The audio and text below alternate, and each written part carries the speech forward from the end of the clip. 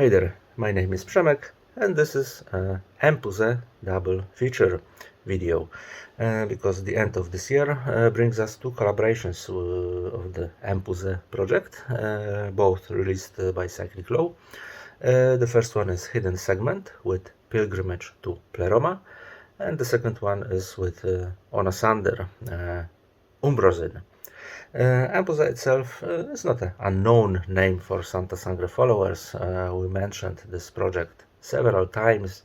I myself have reviewed all Empusae collaborations with Shinkiro, organic oral ornaments 1, 2, 3 and 4 on the website, and I think the last one in the video form. But to be concrete and specific, the project comes from Belgium, from Ghent, if I'm not mistaken, and is led by Nicolas van Meerhege.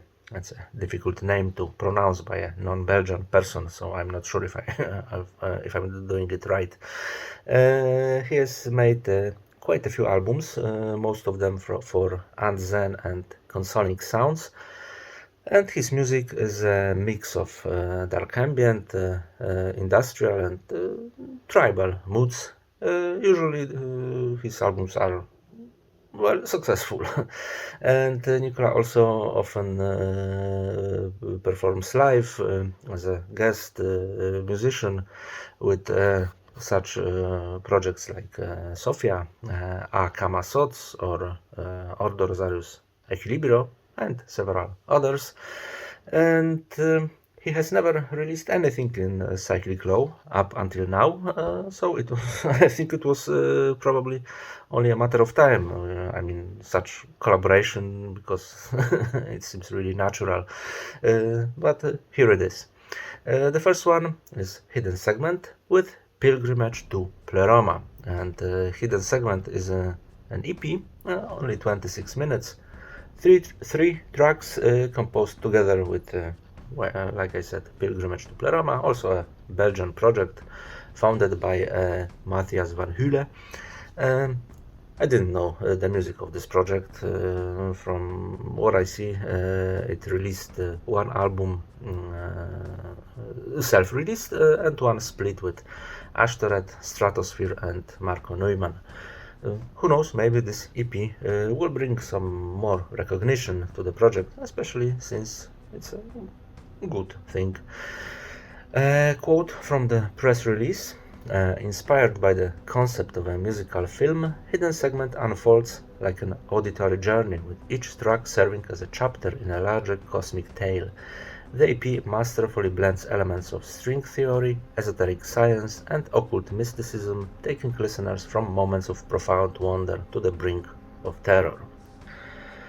Impulse is the first track, and it's an epic opening where drone metal tapestry is covered with female chants, maybe a bit in style of Lisa Gerrard, although strongly embedded in the musical layer, sometimes smoothly changing from voice to music and vice versa.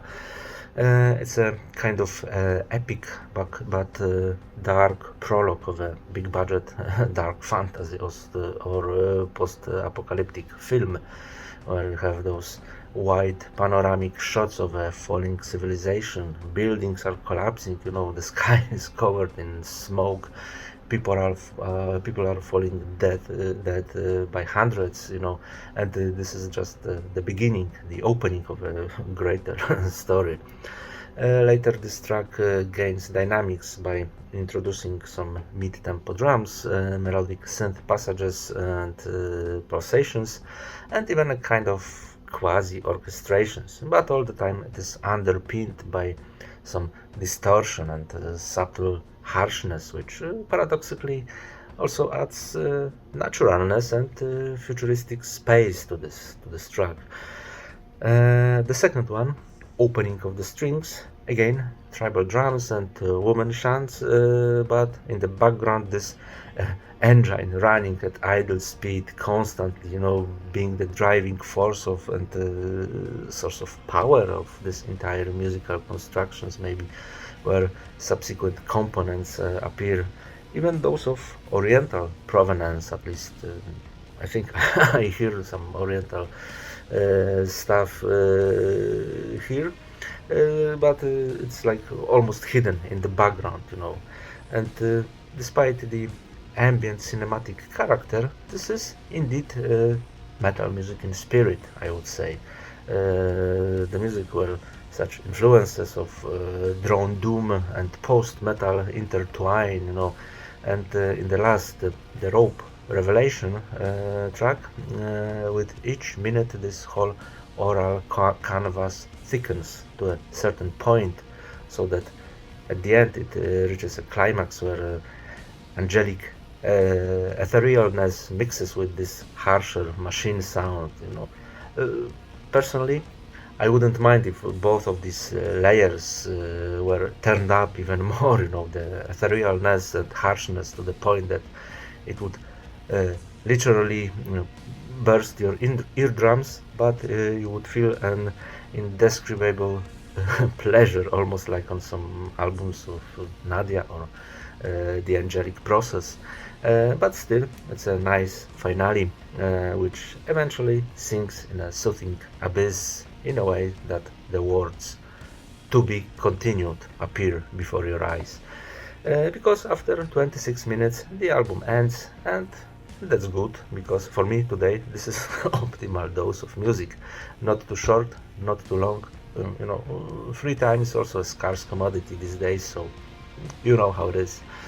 It's a cool EP, maybe not something outstanding, because although it's a pleasant music to listen to, it seems that all the tracks kind of revolve around one core and are different variations of the same theme. I mean, at least that's how I feel it, but it intrigues me enough to wait for a follow-up. Whether it will happen or not, I don't know. For now, let's focus on the second collaboration, this time with Onasander.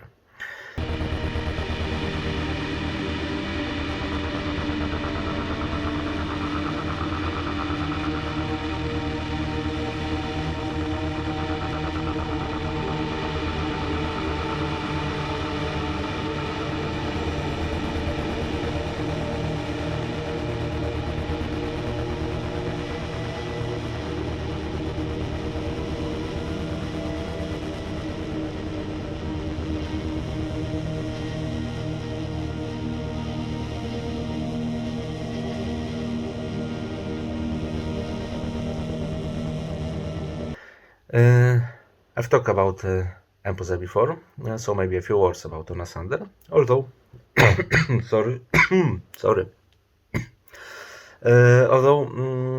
I'm not sure if it's necessary, because I've mentioned this project many times. We had also Peter's review of one of his latest albums on the website. Cosmic Dark Ambient based on low-tuned drones generated by Maurizio Landini. And the fact that I've talked about Onasander many times is connected to my little problem with this artist, his overproductivity. Recently, we got a collaboration with Ashtaret and Gwydia, released by Winterlight. Also, a solo album, also released by Winterlight. I think it's not out yet, but it should be in a couple of days. A solo album, yes, a collaboration with Alphaxone, released by Cryo Chamber. An album released by Dark Odyssey Records, the one Peter reviewed. Involvement in the annual Lovecraft collaboration by Cryo Chamber. Sorry, you know, the weather outside. What can I say? Additionally, two long materials from Maurizio's side project, Les Anges Morts, and all this in the last few months. I mean, of course, it's not a bad thing when a musician is creative and gives vent to it whenever he can. But me, I can't keep up. I guess I'm an advocate of releasing albums less often, because they can stick in my head better. And if someone asks me about Onasander in 10 years or 20 years, I'll probably say good project, professional project, but I won't recommend any specific album because there were so many of them that I think in a couple of years they will all merge into one whole in my memory. And it would be a bit of a shame because Umbrosyne is another good release that Onasander is involved in. I think I like it even better than Hidden Segment I talked about a moment ago. And as the label says, it's a sonic exploration of shadow, memory, and resilience. And what I find cool about Umbrosyne is that both musicians gained something one from another from this mutual collaboration. It's definitely a more dark ambient offering than Hidden Segment, and maybe this is the most dark ambient album Empusae was ever involved in. Sure, there were those collaborations with Shinkiron, but there was more atmosphere in them, organicity and I don't know, even maybe spirituality. And this album, I mean Umbrosyne, is closer to pure and essential dark ambient of cosmic provenance. Mainly, I assume, thanks to Onasander and his deep, massive drones, evoking a sense of floating in infinite space. Such majesty of the universe probably hasn't been in Empusae music so far, at least I don't remember it. And I think this aspect Empusae gets from Onasander. On the other hand, Onasander gains in imagery and cinematic dynamics thanks to drum loops, although used quite sparsely, at least for Empusae standards on this album, and some melodic synth passages with neither side trying to dominate the other. Umbrosyne seems to be an honest collaboration, not some kind of Empusae featuring Onasander or the other way around. It's nothing new under the sun, but it's a tasty dish that will please the fans of Lastmore or Visions. There is a kind of sense of total loneliness in this music, but also a search of beauty in solitude, like on the most impressive albums from Raison d'Être. Although when it comes to dark ambient styles, it's something different, let's be honest. The musicians also have a good sense of the dynamics of the tracks. They allow each sound to resonate properly, but don't extend any composition beyond its limits. You can simply hear that the album was created by professionals and old-timers who know how to keep the listeners glued to the speaker. It's a piece of pure classic dark ambient with a touch of melody, sometimes even kind of retro melody from Klaus Schulze maybe, but it's a slight touch. And this is kind of music Cyclic Law often released a dozen of or so years ago, but today less often. Unfortunately, I am all the more glad that such an album has been released by this label. For fans of the genre, it's a must-have.